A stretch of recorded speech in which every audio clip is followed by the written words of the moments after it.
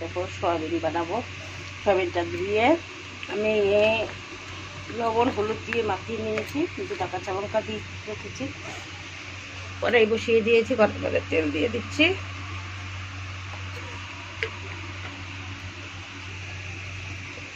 তেলটা গরম হয়ে গেছে, এখন আমি সয়াবিনটা দিয়ে দিব।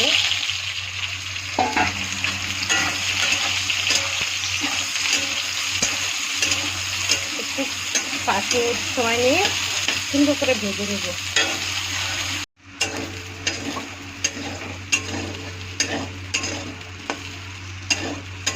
সয়াবিনটা দেখো ভাজা ভাজা হয়ে গেছে। সয়াবিনটা ভাজি হয়ে গেছে, নামিয়ে নিয়েছি। ওই কড়ার মধ্যেই, ওই তেলের মধ্যেই আমি 2 চামচ ঘি দিয়ে দিব।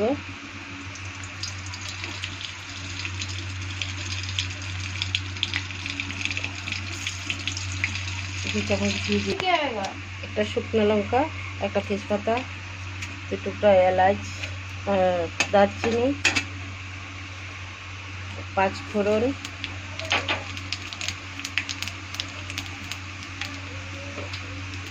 এক টুকরো কাঁচা লঙ্কা, একটু আদা,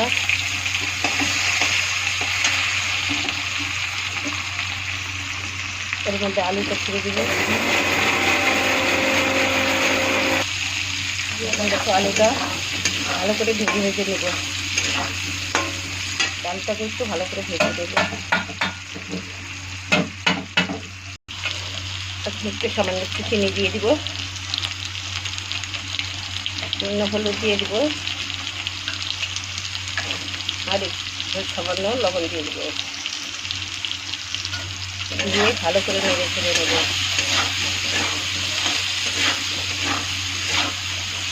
নেড়ে ছেড়ে দিয়ে ওর মধ্যে টমেটো দিয়ে দিব। টমেটোটা একটু বড় বড় পিস করে নিতে লাগবে। ভালো করে ওটাকে মিক্স করবো। মিক্স করে দেওয়ার পরে এর মধ্যে সিমলা মির্চটা ছেড়ে দেবো।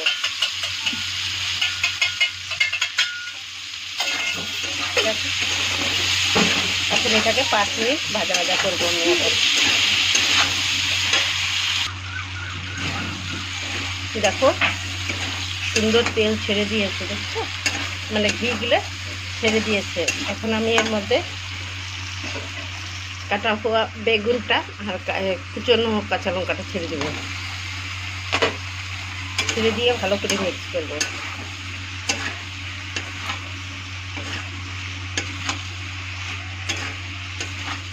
মিক্স করে এখন আমি 5 মিনিটের জন্য ঢেকে দেবো।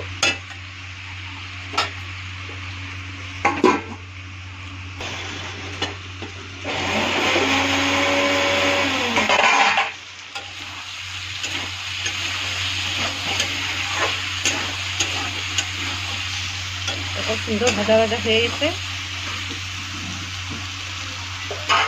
ওর মধ্যে আমি পালং শাকটা ছেড়ে দিলাম।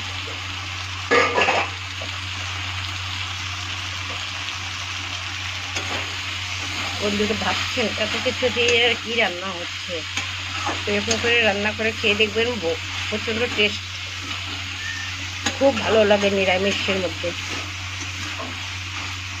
সব সবজিটাও হয়ে গেল আর খেতে দুর্দান্ত লাগে। এখন আমি একটু ভাজা ভাজা করে নেব ভালো করে। পালং শাকটা একটু যেন ভাজা ভাজা হয়।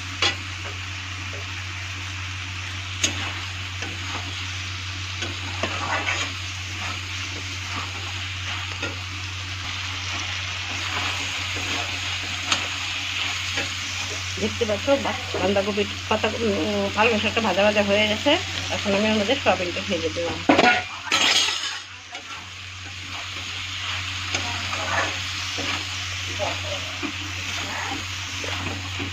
ভালো করে মিক্স করবো।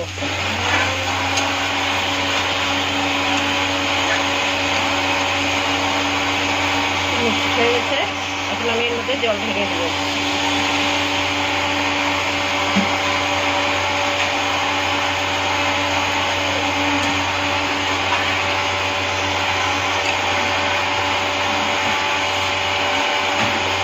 ভালো করে মিক্স করে 10 মিনিটের জন্য রেখে দিব। 10 মিনিট ফুটানোর জন্য রেখে দিব।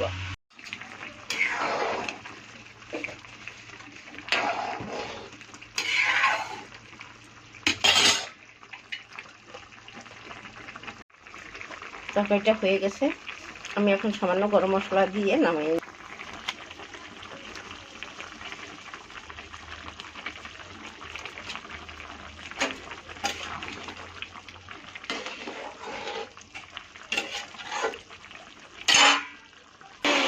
দেখো নামিয়ে নিয়েছি। সবজিটা সেই সুন্দর হয়েছে, দেখতেও অপূর্ব হয়েছে। দেখো ভালো লাগলে লাইক কমেন্ট শেয়ার করে দিও, সাবস্ক্রাইব করে দিও।